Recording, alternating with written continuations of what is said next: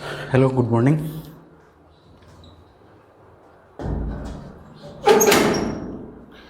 अपन ने किरचॉफ का प्रथम नियम पढ़ लिया था। उसमें अपन ने क्या पढ़ा था?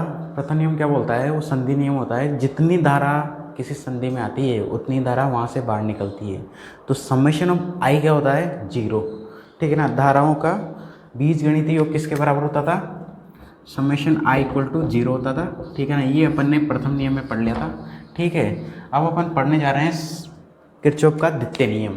किरचॉफ का द्वितीय नियम, इसको लूप का नियम भी बोलते हैं, क्योंकि ये एक बंद परिपथ में ही लागू होता है। लूप का नियम क्यों बोलते हैं? क्योंकि ये बंद परिपथ में लागू होता है। ये नियम जो है ये बंद परिपथ में लागू होता है, इसलिए इसको क्या बोलेंगे? लूप का नियम। ठीक है। इसके बाद इसको बोलते हैं वोल्टता का नियम।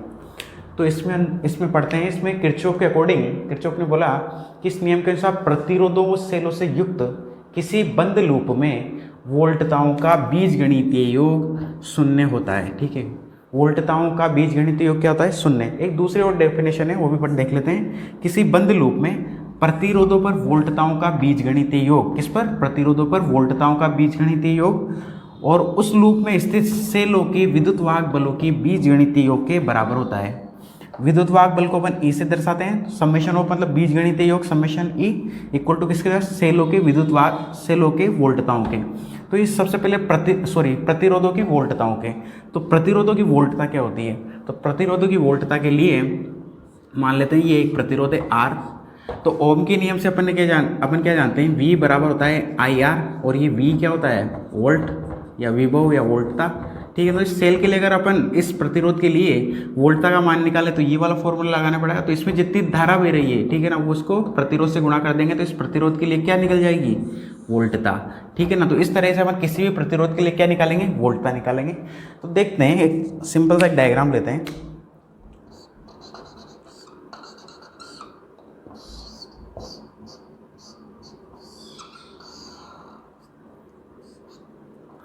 तो सबसे पहले जब भी अपन इस नियम को लगाएंगे, जब भी इस नियम को लगाएं, तो सबसे पहले अपन को क्या चेक करना है कि इसमें ये परिपथ बंद है या नहीं। अगर ये परिपथ बंद नहीं है, कहीं से टूटा हुआ है, जैसे यहाँ से टूट गया, तो इस पे ये क्या होगा? ये किरचॉफ का द्वितीय नियम नहीं लगेगा। तो सबसे पहले अपन टेस्ट करेंगे कि ये बंद होना चाहिए, तभी ये नियम लागू होगा। इसके बाद ये नियम बोलता है कि सेलों पर वोल्टता, तो R1 पे वोल्टता निकालें। तो R1 पे वोल्टता क्या हो जाएगी? धारा कितनी मेरी I, और प्रतिरोध कितना है? R1। तो इसके लिए वोल्टता का मान होगा V बराबर IR1। इसी तरह इसके लिए क्या हो जाएगा? V बराबर IR2। कहाँ से? ओम के नियम से, ये मैंने बताया। ठीक है।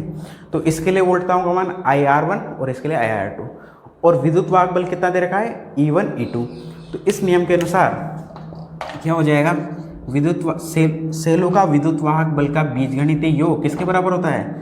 प्रतिरोधों के वोल्टताओं के बराबर। तो इसके लिए IR1 प्लस IR2।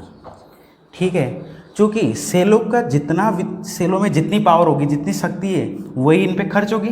तो ये दोनों, इसका मान जितना है वही इतना खर्च होगा। मतलब इन पे मान लेते हैं, अगर इस बैटरी का जो वैल्यू है वो मान लेते हैं ये 20 वोल्ट है टोटल, 10 और 10, इसको मान लेते हैं ये 10 वोल्ट की, ये भी 10 वोल्ट, तो 20 वोल्ट की है। तो टोटल इनका मान कितना है? 20 वोल्ट। थोड़ी देर के लिए मान लेते हैं इन दोनों का मान कितना है? 20 वोल्ट।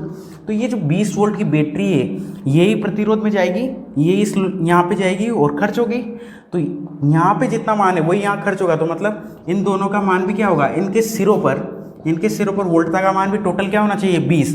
तो ये 20 और ये 20 बराबर हो गए इस नियम के अनुसार कि सेलों का विद्युत वाहक बल का बीजगणितीय योग प्रतिरोधों की वोल्टताओं के बराबर होता है। अब मान लीजिए इसको इधर ले आए तो क्या हो जाएगा? 20 माइनस 20 बराबर क्या हो जाएगा? 0।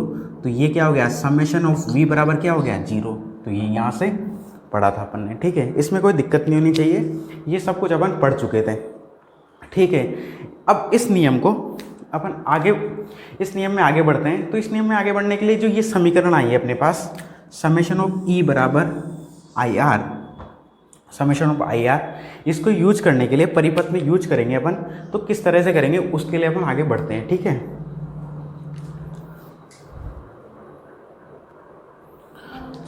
अब किरचॉफ के द्वितीय नियम का अपन गणितीय रूप निकालते हैं कि इस समीकरण को, जो ये समेशन ऑफ ई है और समेशन ऑफ आई आर का होता है, इसको कैसे प्रयोग करना है।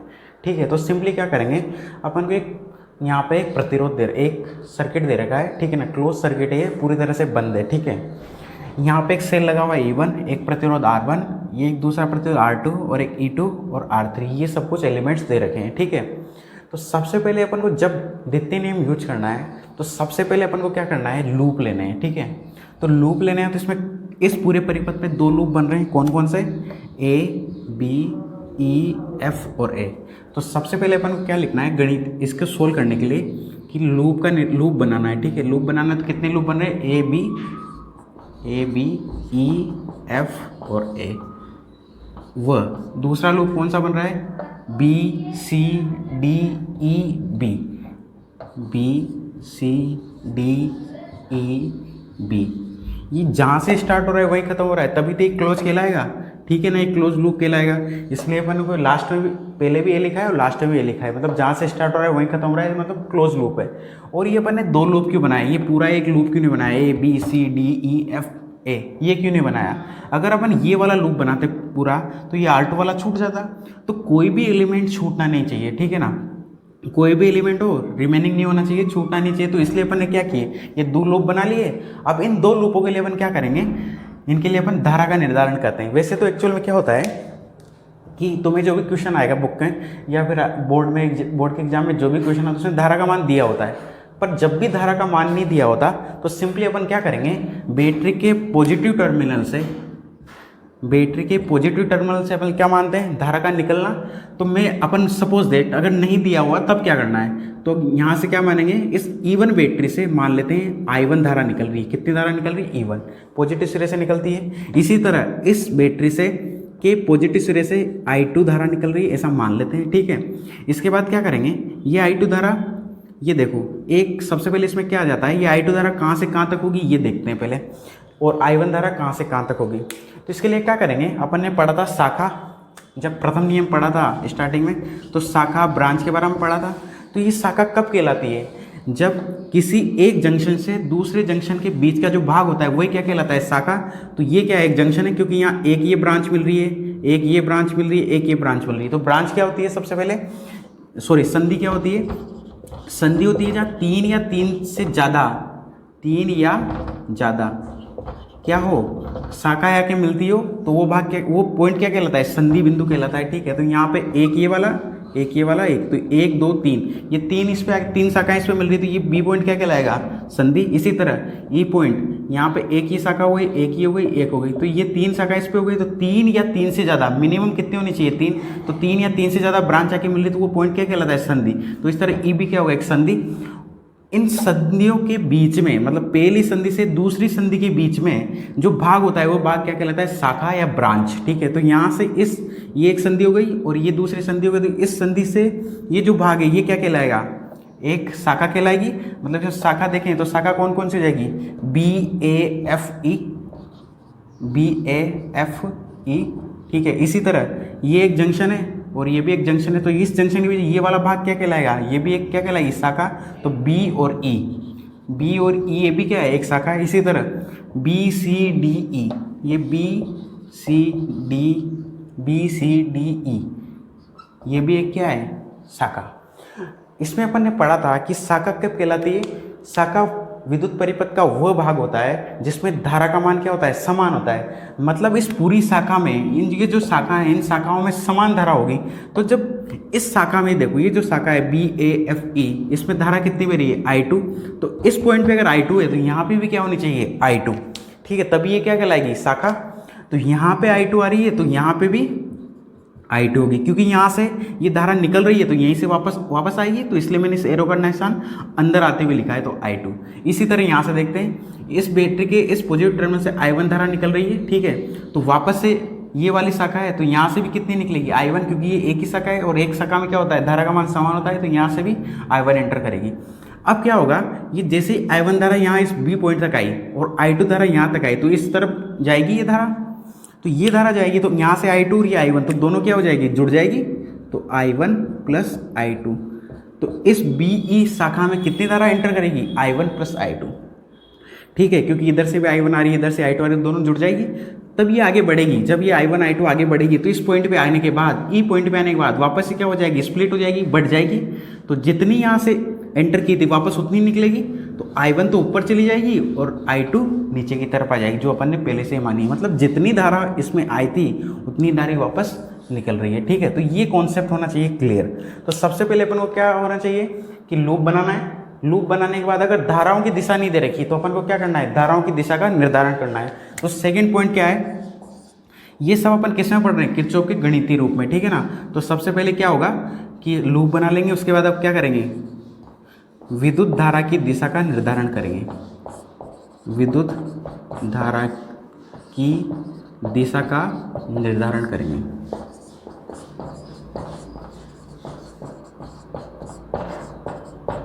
ठीक है, ये सेकंड पॉइंट हो गया। इसके बाद तीसरा पॉइंट क्या करेंगे, अपन इसमें किस तरह से अपन को गणना करनी है। गणना मतलब ये जो पहला लूप ले लिया, अब इसको मान लेते हैं, इसको हल करते हैं इस पहले लूप को। तो पहला लूप कौन सा है, ABEF, ये वाला करना है मुझे। तो गणना मतलब मैं कौन से पॉइंट से इसको स्टार्ट करूँ, मैं दो तरीके से कर सकता हूँ। इस लूप को मैं वापस से यहाँ बना रहा हूँ दोबारा से। ये एक प्रतिरोध था, ये बैटरी है अपनी, और एक दूसरा प्रतिरोध है। ठीक है, ये है अपने पास ABEF। ठीक है, ये E2, ये R3 और ये R2। ठीक है, इसमें धारा जा रही है I1 प्लस I2, और यहाँ से वापस धारा आ रही है I2, और यहाँ से भी I2। ये पॉजिटिव टर्मिनल, ये नेगेटिव टर्मिनल, ये सब कुछ अपन ने डिफाइन कर लिया। ये लूप मैंने अलग से यहाँ लिख लिया। ठीक है, इसमें क्या होगा कि अपन को क्या करना है, लूप ले लिया, विद्युत धारा की डायरेक्शन बना ली। अब इसमें क्या करें, अपन गणना कैसे करेंगे। तो गणना अपन दो तरीके से कर सकते हैं। या तो क्या करें, इस परिपथ पे अपन क्लॉकवाइज चलें। क्लॉकवाइज मतलब यहाँ से चलें बैटरी से, भाई बैटरी में कितने विद्युत वाहक बल है, फिर आगे बढ़ेंगे क्लॉकवाइज तो R2 तक पहुँचेंगे, R2 का विद्युत वाहक वोल्टता निकालेंगे, फिर आगे बढ़ते हुए फिर इसके लिए आएंगे, तो क्लॉकवाइज। और एक दूसरा तरीका कौन सा हो सकता है, एक तो क्या क्लॉकवाइज, और दूसरा हो सकता है एंटी क्लॉकवाइज। एंटी क्लॉकवाइज, ठीक है ना। अपन क्या करें, इस सेल से चलें, फिर इस प्रतिरोध तक पहुंचे, फिर इस तक यहाँ से आए, वापस लूप में यहाँ तक एंड हो जाए। ठीक है ना। तो इक्वेशन दो तरीके से बना सकते हैं। गणना की दिशा दो तरीके से होती है, क्लॉकवाइज, एंटी क्लॉकवाइज। अपन दोनों में से भी कोई सी ले सकते हैं। ठीक है ना। तो जब अपन क्लॉकवाइज और एंटी क्लॉकवाइज लेते हैं तो इसके लिए अपन क्या है, चिन्ह भी अलग अलग लेने पड़ेंगे कि क्लॉकवाइज के लिए अलग, एंटी क्लॉकवाइज के लिए, तो कोई सा भी ले सकते हैं। तो इसी चीज़ के लिए, ये गणना की दिशा के लिए अपन क्या करेंगे, इन सबके चिन्ह भी परिवर्तन हो जाएंगे, क्योंकि इसके लिए अगर पॉजिटिव तो इसके लिए नेगेटिव हो जाएगा। तो इसको अपन समझने के लिए क्या करते हैं, कुछ स्टैंडर्ड तरीके से दिया गया है, वैसे कुछ भी मान सकते हैं, पर चिन्ह कैसे मानने वही अपन चिन्ह, उसको बोलते हैं चिन्ह परिपाटी।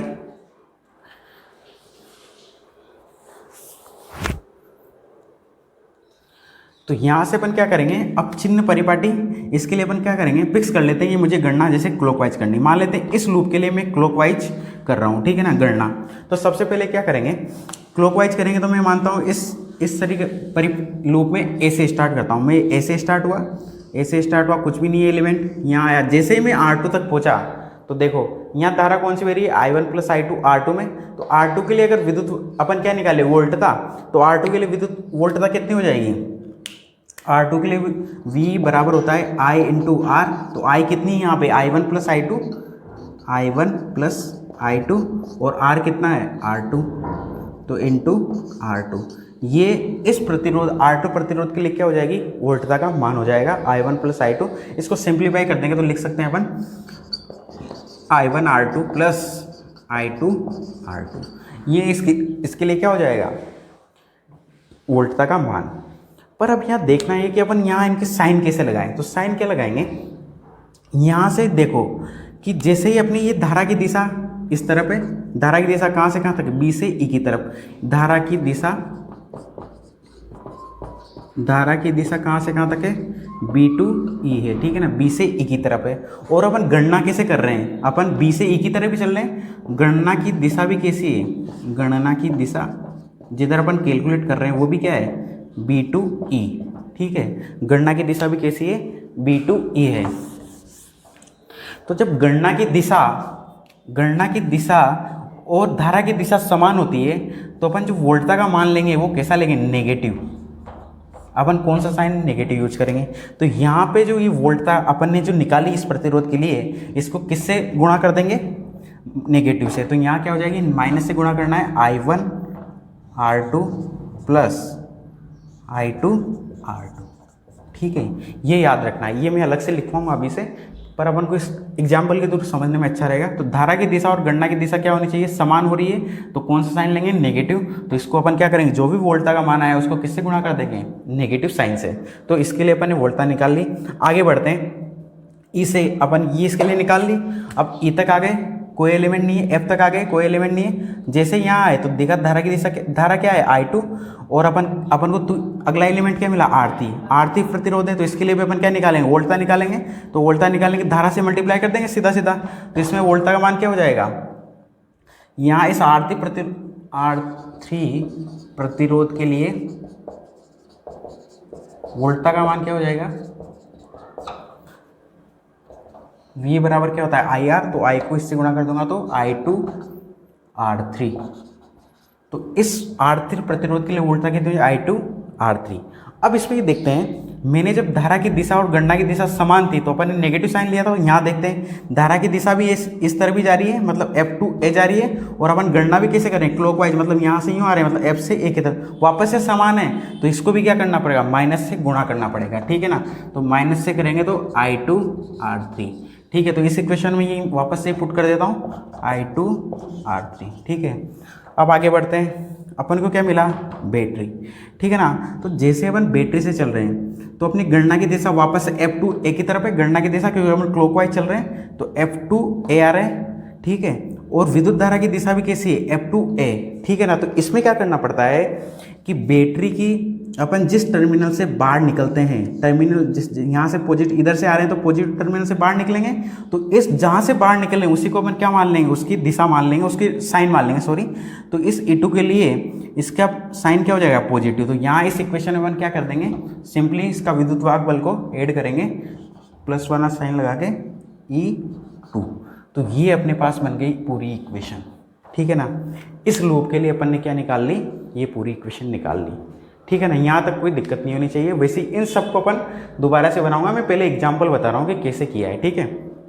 तो ये सब लिख लो, इसके बाद अपन आगे बढ़ते हैं।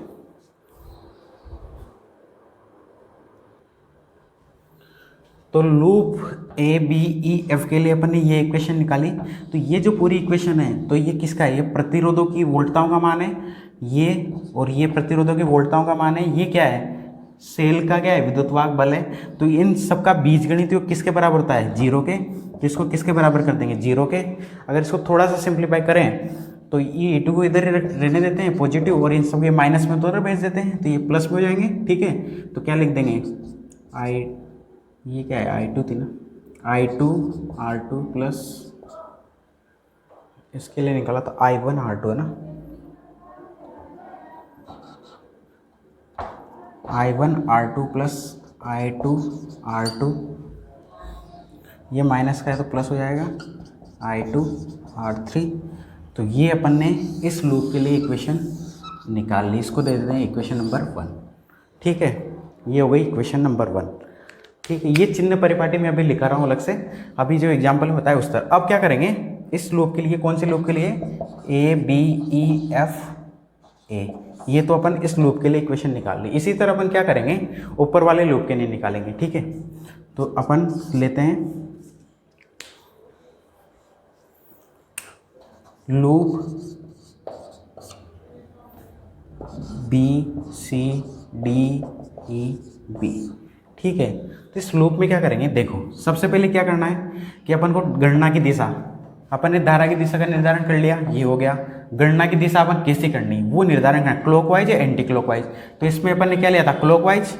तो इसमें अपन एंटी क्लॉकवाइज लेके देख लेते हैं, ठीक है ना। इस बार एंटी क्लॉकवाइज, ये एंटी क्लॉकवाइज मैंने इसमें डायरेक्शन ले ली। मतलब मैं क्या करूँगा, यहाँ से B पॉइंट से, क्योंकि मैंने नाम लिखा है लूप का BCD, तो B से चलूँगा इस तरफ, फिर यूँ घूम के चलूँगा, ठीक है ना। एंटी क्लॉकवाइज चलूँगा, घड़ी की दिशा के विपरीत दिशा में चलूँगा, ठीक है।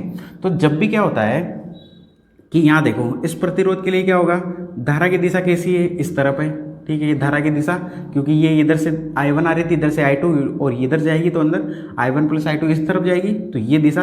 और अपन चल भी कैसे रहे, एंटी क्लॉकवाइज, तो यही डायरेक्शन रहेगी अपनी भी, ठीक है। तो अपन अपनी गणना की दिशा भी कैसी B और विद्युत धारा की दिशा भी कैसी B। तो जब समान होती है तो अपन क्या लेते हैं, जब धारा की दिशा और गणना की दिशा समान होती है तो अपन को क्या लेना है, नेगेटिव साइन लेना है, ठीक है। तो इन सबसे पहले इनको लिख देता हूँ मैं साइंस के लिए, इन साइन को लिख देता हूँ। पहला कि जब प्रतिरोध में धारा की दिशा, ये कौन सी है, धारा की दिशा I है ना, और ये एक प्रतिरोध है, तो प्रतिरोध में धारा की दिशा और ये अपनी गणना की दिशा, ये किसकी है, गणना की दिशा, गणना की दिशा और धारा की दिशा समान हो तो इसके लिए प्रतिरोध, इसकी जो वोल्टता लेंगे वो कैसे लेंगे, माइनस वाली, तो माइनस IR हो जाएगी इसके लिए। अगर ये क्या होता, इस तरह होता, ये एक प्रतिरोध है, अगर अपन इसमें धारा की दिशा I होती और गणना की दिशा विपरीत होती है अपनी, तो इसमें अपन लेंगे IR, पॉजिटिव साइन लेंगे इसमें। कौन सा साइन लेंगे, पॉजिटिव वाला, ठीक है ना। और तीसरा बैटरी के केस में, जब बैटरी के पास जाएंगे अपन, ठीक है, तो ये हो गया इसका E1, इसका मतलब E मान लेते हैं विद्युत वाहक बल।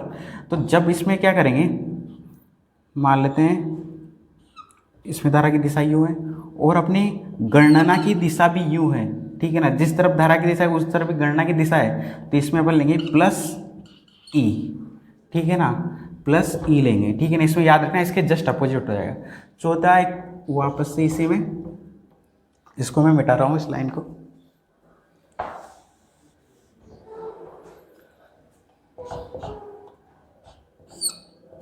ये प्लस टर्म ये माइनस। अब इसमें देखते हैं, अगर एग्जाम में तुम्हें दे रखा है धारा की दिशा इस तरफ दे रखी, हो सकता है किताब में तुम्हें दिया होगा धारा की दिशा कैसे भी दे सकता है, इसमें ये दे दी, और गणना की दिशा अपन क्या मान लेते हैं, ये वाली विपरीत, सॉरी गणना की दिशा भी क्या मान लेते हैं, इसमें मान लेते हैं ऐसा वाला साइन लेते हैं। गणना, धारा की दिशा भी ऐसे ही है पर अपनी गणना की दिशा विपरीत है इसके, ठीक है ना।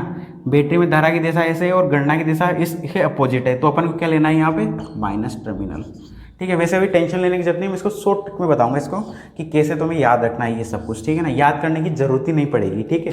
ये जो नीचे वाला है ये गणना की दिशा है और ये I धारा की दिशा बता रहा है। प्रतिरोधों में याद रखना, जब धारा की दिशा और गणना की दिशा समान होती है तो अपन माइनस साइन लेते हैं, और जब दोनों की दिशा, धारा की दिशा और गणना की दिशा विपरीत होती है तो अपन पॉजिटिव साइन लेते हैं, ठीक है। इसी तरह बैटरी में क्या करेंगे, बैटरी में धारा की दिशा और गणना की दिशा समान होगी तो साइन कौन सा लेंगे, पॉजिटिव, और धारा की दिशा और गणना की दिशा विपरीत हो तो कौन सा साइन लेंगे, माइनस, ठीक है।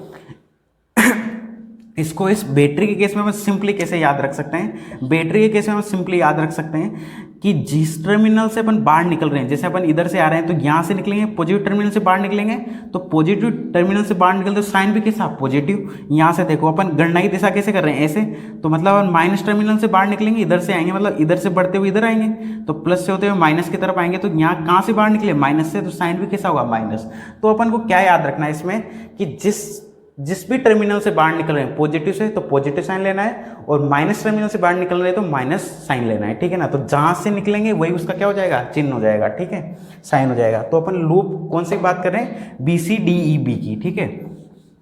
तो इस लूप में देखो अपन कैसे चलना है, अपन को इसमें अपन ने डायरेक्शन एंटी क्लॉकवाइज लेनी है, तो यहाँ से B से चलते हैं, तो B से सबसे पहले मैं कहाँ आया, R2, मुझे क्या मिला, R2 के लिए वोल्टता का मान निकालेंगे, तो कैसे निकालेंगे, ओम के नियम से V बराबर IR, तो I कितना है, I1 प्लस I2, और प्रतिरोध कितना है, R2। तो यहाँ पे देखो गणना की दिशा एंटी क्लॉकवाइज लेनी है, धारा की दिशा भी सेम है, तो क्या होगा साइन, धारा की दिशा और गणना की दिशा समान होती है तो प्रतिरोधों में धारा की दिशा और गणना की दिशा समान है तो कौन सा साइन, माइनस वाला, तो माइनस क्या हो जाएगा, I1 plus I2 into R2, ठीक है ना, ये हो जाएगा। फिर आगे बढ़ते हैं, इससे में ई पॉइंट पे आके कुछ नहीं मिला, ऊपर चलना है। अब यहाँ है, जैसे मुझे R1 मिला, अब देखो मैं कैसे एंटी क्लॉकवाइज जा रहा हूँ, ठीक है, मैं कैसा चल रहा हूँ, एंटी क्लॉकवाइज। तो मैं यहाँ से चला, फिर मैं यहाँ तक पहुँचूंगा, तो मेरी दिशा कैसी हो गई, D से C की तरफ, ठीक है। और इसमें देखो धारा की दिशा भी कैसी है, इस तरफ जा रही है, I1 वाली कैसी है, इधर ही है, तो धारा की दिशा भी समान है। तो प्रतिरोध में जब धारा की दिशा और गणना की दिशा समान होती है तो साइन कौन सा लेंगे, नेगेटिव। तो वापस इसके लिए वोल्टता निकालेंगे इस प्रतिरोध के लिए, तो I1 R1 हो जाएगी, तो माइनस साइन लेंगे तो माइनस I1 R1, ठीक है। इसके बाद क्या करेंगे, बैटरी तक पहुंचे, तो बैटरी में जैसे पहुंचेंगे अपन कौन से टर्मिनल से बाहर निकल रहे हैं, पॉजिटिव वाले से, तो ये साइन पॉजिटिव लेना है अपन को, ठीक है। तो इसके लिए विद्युत वाहक बल क्या हो जाएगा, E1, और ये इनका बीजगणितीय योग किसके बराबर हो जाता है, 0 के। तो वापस इसको देखो सिंप्लीफाई करते हैं, तो E1 बराबर क्या हो जाएगा, इनको उधर पक्षांतर करेंगे तो ये पॉजिटिव वैल्यू हो जाएगी, इसको थोड़ा मल्टीप्लाई भी कर देता हूँ अंदर, तो क्या हो जाएगा I1 R2 plus I2 R2, और ये माइनस वाला साइन है तो पॉजिटिव हो जाएगा, तो I1 R1, ठीक है। ये सिंपली, ये कौन सी इक्वेशन मिल गई अपन को, 2। अब इन 1 और 2 इक्वेशन को सोल्व करके अपन को जो भी ज्ञात करना हो, चाहे अपन को धारा का मान ज्ञात करना हो, चाहे विद्युत वाहक बल का मान ज्ञात करना हो, या प्रतिरोधों का मान ज्ञात करना हो, वो अपन कर सकते हैं। जो भी अपन को दे रखा है वो पुट करेंगे, बाकी जो भी है मान रख के और अपन इसको सिंप्लीफाई कर लेंगे, इक्वेशन 1 और 2 को, वैल्यू अपने निकल जाएगी। इसमें जो इंपॉर्टेंट चीज़ है वो है गणना की दिशा, ठीक है ना। गणना की दिशा क्या है, बैटरी के केस में अपन को याद रखना है हमेशा हमेशा क्या करना है, अपन जिस टर्मिनल से निकल रहे हैं उसी को अपन को क्या मानना है, वही साइन लेना है। अगर यहाँ से प्लस वाले से निकल रहे हैं तो प्लस वाला साइन, और माइनस वाले साइन से बाहर निकल रहे हैं तो माइनस वाला साइन।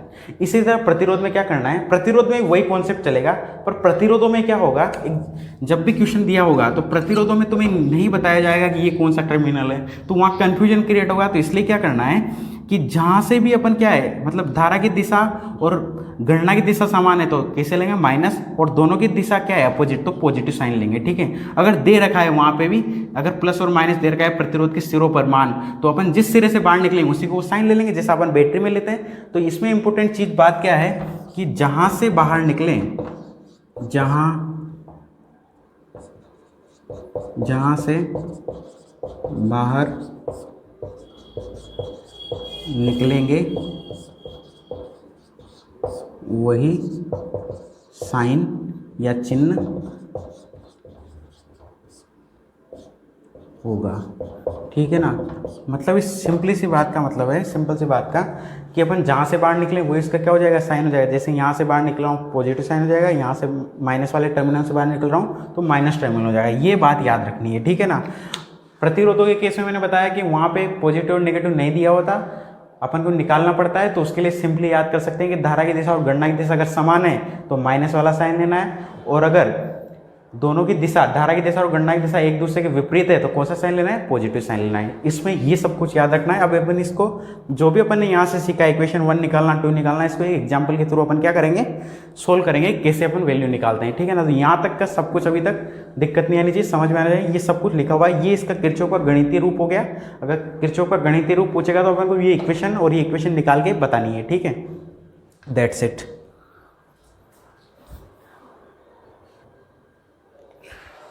तो अपन सोल्व करते हैं एग्जाम्पल नंबर 6.2। ये बुक में तुम्हारे एग्जाम्पल दिया हुआ है, ठीक है ना। तो इस एग्जाम्पल में प्रतिरोधों का मान दे रखा है, बैटरी कितने वोल्ट की वो दे रखा है, और साथ ही साथ क्या दे रखी है, धारा की दिशा भी दे रखी है, ठीक है ना। तो सबसे पहले इसका सॉल्यूशन करते हैं अपन। तो सॉल्यूशन में कैसे लिखना है अपन को देखते हैं। चूँकि 14 वोल्ट की बैटरी से या सेल से कितनी धारा निकल रही है, I2 धारा निकल रही है।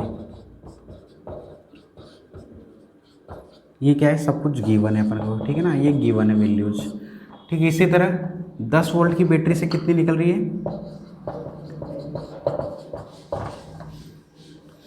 I1 धारा निकल रही है, ठीक है ना। कितनी, I1 धारा निकल रही है।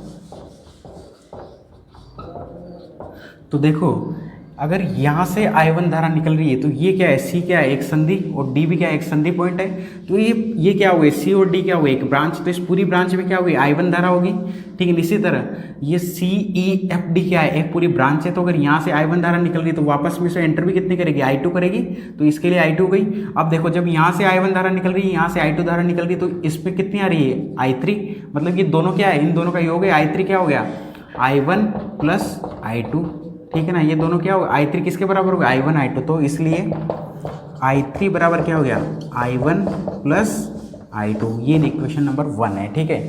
कि यहाँ से I1 निकली, यहाँ से I2, तो इसमें I3 एंटर हुई, तो I3 किसके बराबर हो जाएगा, I1 I2। क्योंकि यहाँ से निकली ये इधर जाएगी, ये भी इधर जाएगी, तो दोनों जुड़ जाएगी, इसलिए अपन ने दोनों को जोड़ दिया, ठीक है। ये कहाँ से, ये कौन से नियम से जुड़ा है, ये किरचॉफ के नियम से जुड़ा है। किरचॉफ का नियम, संधि नियम क्या कहता है कि संधि में जितनी आती है उतनी बाहर निकलती है। तो यहाँ से जितनी आ रही है और यहाँ से जितनी आ रही है ये इधर जा रही है, तो इन दोनों का योग इस I3 के बराबर हो जाएगा, ठीक है ना। तो I3 बराबर I1 प्लस I2 हो गया। इसके बाद अपन क्या करेंगे, ये सब कुछ तो अपने दिया हुआ है। इसके बाद अपन क्या करते हैं, अपने जो किरचॉफ का द्वितीय नियम लगाते हैं, तो उसमें सबसे पहले क्या करते थे अपन, सबसे पहले अपन करेंगे कि अपन को लूप बनाना है, ठीक है। तो लूप बनाते हैं, तो सबसे पहला लूप क्या बन जाएगा इसमें, यहाँ लूप बना लेते हैं। तो लूप, पहला लूप क्या बनेगा, ACDBA,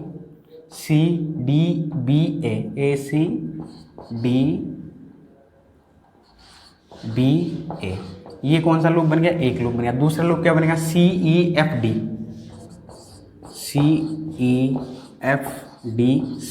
ये दोनों लूप इसमें बन गए, ठीक है।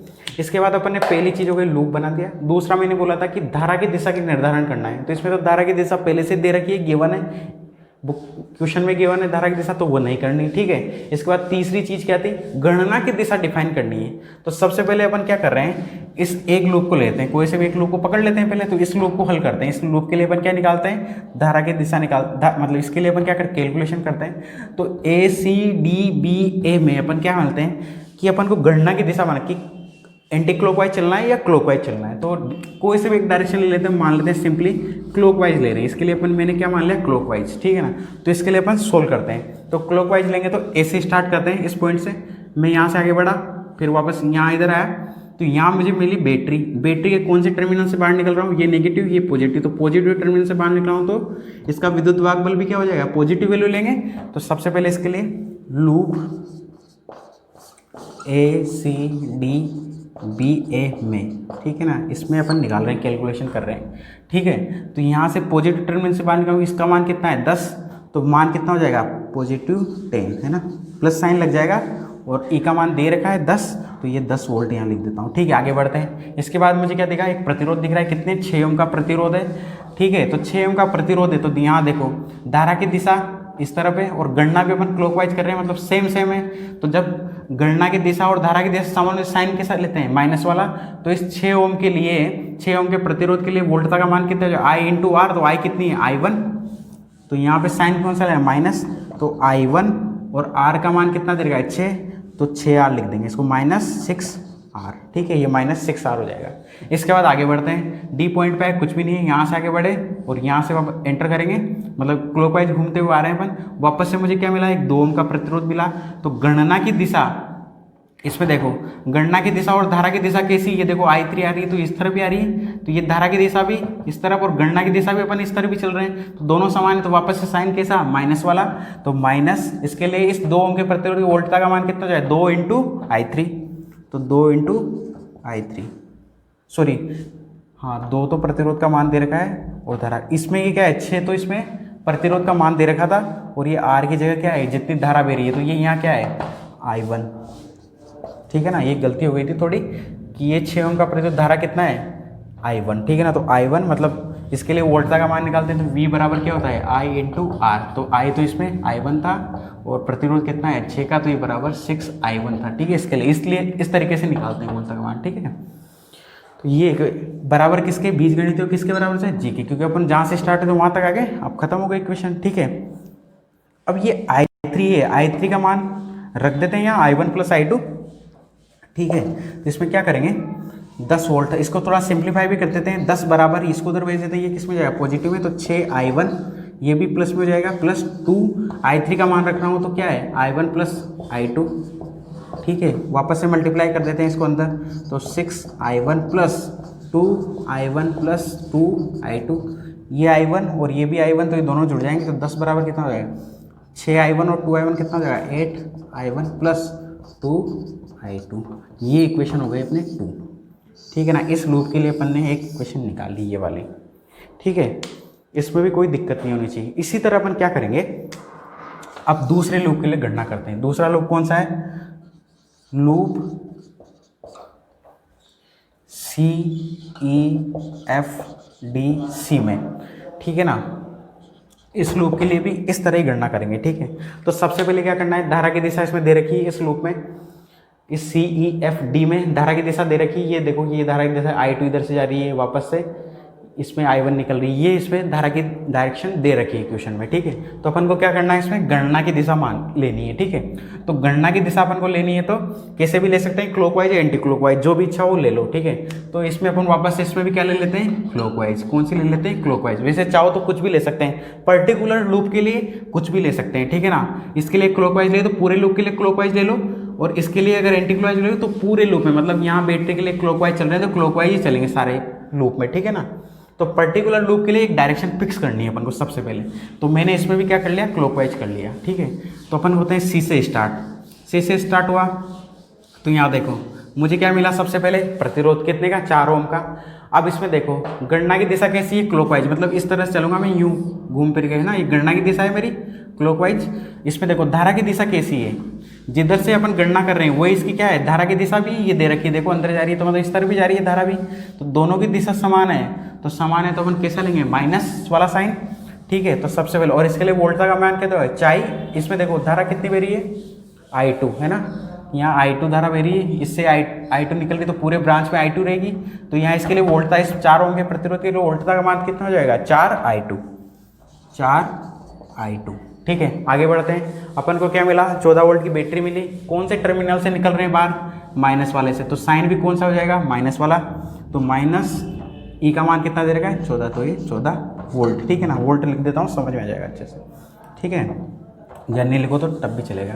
इसके बाद आगे बढ़ते हैं, यहाँ से वापस क्लॉकवाइज चल रहे हैं अपन, तो यहाँ से स्टार्ट किया, वापस एक घूमते हुए यहाँ पहुँचे, तो अपन को क्या मिला, 6 ओम का प्रतिरोध मिला। धारा की दिशा इसमें देखो, इसमें धारा की दिशा और अपनी गणना की दिशा दोनों क्या है, अपोजिट। तो साइन कौन सा लेंगे, जब धारा की दिशा और गणना की दिशा अपोजिट है तो साइन लेंगे प्लस वाला। तो इस 6 ओम के लिए गणना का मान, इसमें धारा देखो कितनी बह रही है, I1, तो इसके वोल्टता का मान कितना हो जाएगा, 6 इंटू I1। साइन प्लस वाला लेना है क्योंकि गणना की दिशा और धारा की दिशा क्या है, समान।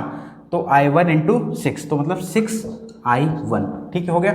इसके बाद अपन को वापस से इसका मान हो गया। अब क्या मिली, वापस से एक बैटरी, आगे बढ़े तो बैटरी के कौन से साइन से बाहर निकलेंगे, प्लस वाले साइन, सॉरी माइनस वाले साइन से बाहर निकलेंगे, तो साइन भी कौन सा लेंगे, माइनस वाला। और ई का मान कितना रहेगा, 10, तो ये हो गया 10, ठीक है। इसको सिंप्लीफाई कर देंगे सिंपली।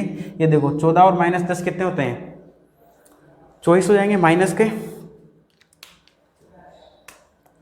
इसमें एक बार थोड़ा सा देख लेते हैं, यहाँ से इस तरफ चल रहे हैं, धारा की दिशा I2, तो धारा की दिशा और गणना की दिशा समान है, तो ये माइनस का 4I1 आएगा, ठीक है ना। ये माइनस का 4 आएगा, माइनस का 4I2, क्योंकि इसमें देखो यहाँ से अपन क्या कर रहे हैं, इस तरफ चल रहे हैं क्लॉकवाइज, और धारा की दिशा भी समान है और गणना की दिशा भी समान है, तो माइनस वाला साइन लेंगे, तो ये माइनस 4I2, ठीक है। यहाँ तक कोई प्रॉब्लम नहीं होनी चाहिए। इसको सिंप्लीफाई कर लेते हैं, तो सबसे पहले क्या करते हैं, माइनस कॉमन ही ले लेते हैं। तो माइनस कॉमन लिया, और ये बराबर किसके होता है, 0 के। माइनस कॉमन ले लिया तो ये क्या हो जाएगा, 4I2 प्लस 14, ये प्लस वाला साइन तो माइनस 6I1, ये माइनस का है प्लस 10 बराबर 0। इस माइनस वाले साइन को 0 में भेज दिए, क्या हो जाएगा 0, ठीक है ना। अब इसमें देखें 14 और 10 24 होते हैं, ठीक है। ये ऊपर वाला मिटा रहा हूँ थोड़ा सा,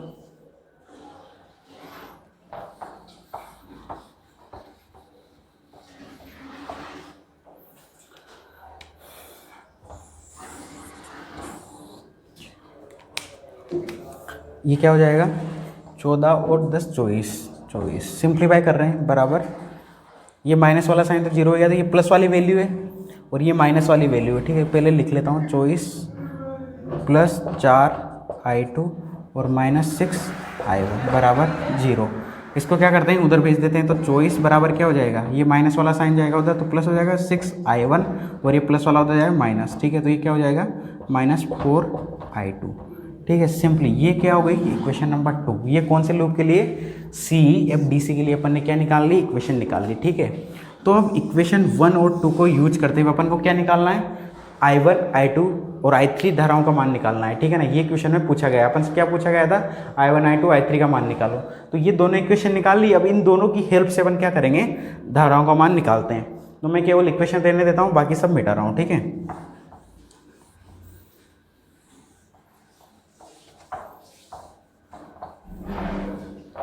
तो ये अपने पास इक्वेशन 1 थी, ये 2 है और ये 1 है। तो 1 बराबर 1 इक्वेशन है, 10 बराबर 8I1 प्लस 2I2, ये तो इक्वेशन 1 है। और दूसरी इक्वेशन है 24 बराबर 6I1 minus 4 I2 equation number 2 है। इन दोनों की मदद से इक्वेशन 1 व 2 से 1 और 2 से, ठीक, इन दोनों को सिंप्लीफाई कर लेते हैं। तो अपन को अगर I1 निकालना है तो किसी दूसरी टर्म को क्या करना पड़ेगा, इसको हटाना पड़ेगा, मतलब मिटाना पड़ेगा यहाँ से।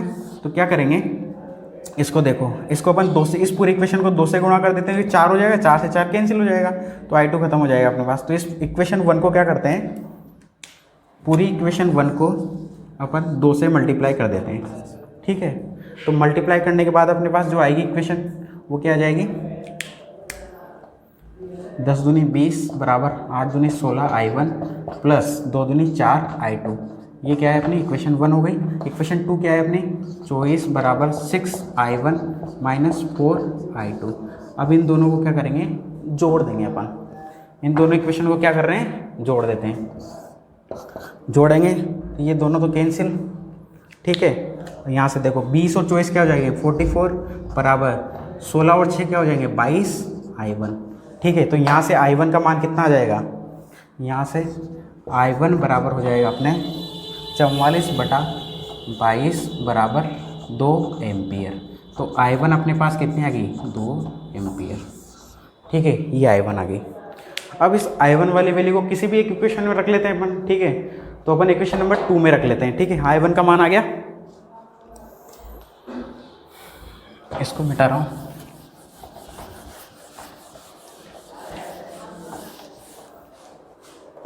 तो एक I1 बराबर 2 एम्पियर का मान